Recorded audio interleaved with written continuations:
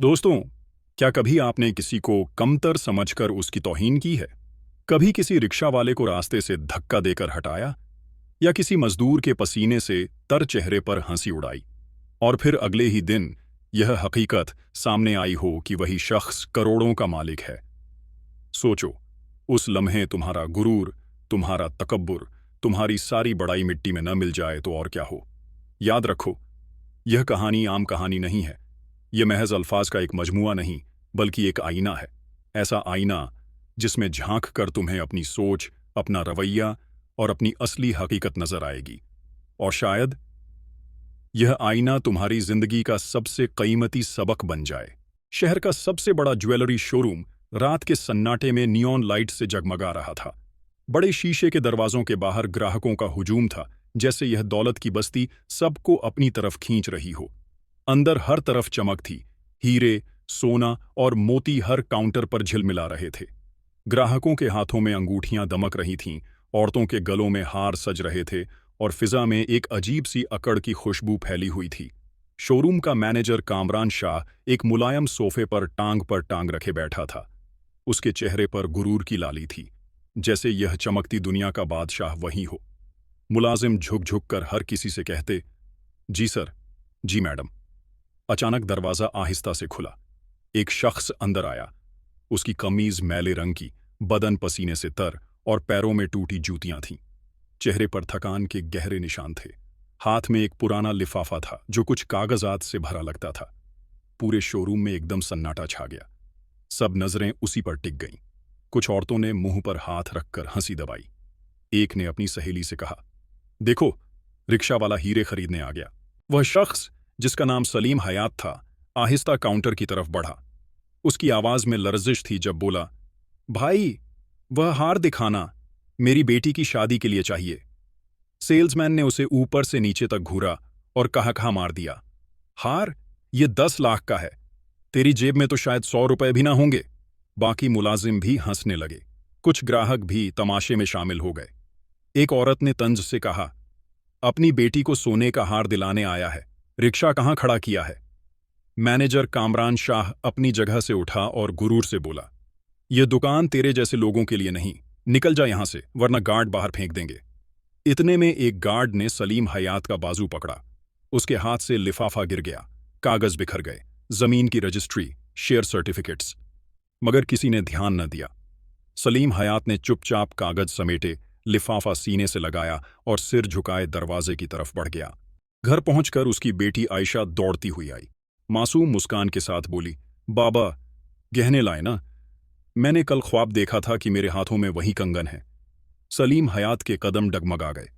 उसने जबरदस्ती मुस्कुराते हुए कहा, बेटी, बस एक दिन और, बाबा जरूर लाएगा। अंदर बीवी जैनब चुपचाप खाना पका रही थी। उसने सवालिया नजरों से देखा मगर कुछ न कहा। उसकी खामोशी में भी एक दर्द छुपा था। रात भर सलीम हयात करवटें बदलता रहा। बेटी के ख्वाब, शोरूम की हंसी और मैनेजर की आवाज दिमाग में गूंजती रही। लेकिन दिल में एक फैसला पक्का हो चुका था, कल सबको पता चलेगा सलीम हयात कौन है। दोस्तों, हकीकत यह थी कि सलीम हयात कोई आम रिक्शा वाला नहीं था। वह एक ऐसा इंसान था जिसने दिन रात की मेहनत और अक्ल से अपनी दुनिया बनाई थी। दिन को रिक्शा चलाता, रात को निवेश के प्लान सोचता। जमीन खरीदी, हिस्से लिए, नुकसान भी हुआ, धोखे भी मिले, मगर हिम्मत न हारी। उसकी सादगी ही उसका पर्दा थी। वह जानबूझकर मैले कपड़े पहनता ताकि कोई उसकी हकीकत न जान सके। उसे यकीन था कि असली इज्जत दौलत से नहीं, बल्कि किरदार से मिलती है। अगली सुबह शोरूम हमेशा की तरह जगमगा रहा था। अचानक बाहर दो बड़ी गाड़ियां रुकीं, एक ब्लैक लैंड क्रूजर और एक सरकारी गाड़ी। दरवाजा खुला। सफेद सूट में वही सलीम हयात अंदर दाखिल हुआ। इस बार उसकी आंखों में वकार और कदमों में एतमाद था। मैनेजर कामरान शाह तंजिया हंसी के साथ बोला, ओह, फिर आ गया, आज भी तमाशा करेगा।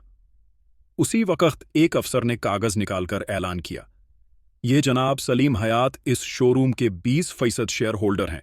ये इसके मालिकों में से एक हैं। पूरा शोरूम सन्नाटे में डूब गया। ग्राहक एक दूसरे को देखने लगे। मुलाजिमों के चेहरे हैरानी से भर गए। कामरान शाह का चेहरा शर्मिंदगी से लाल हो गया।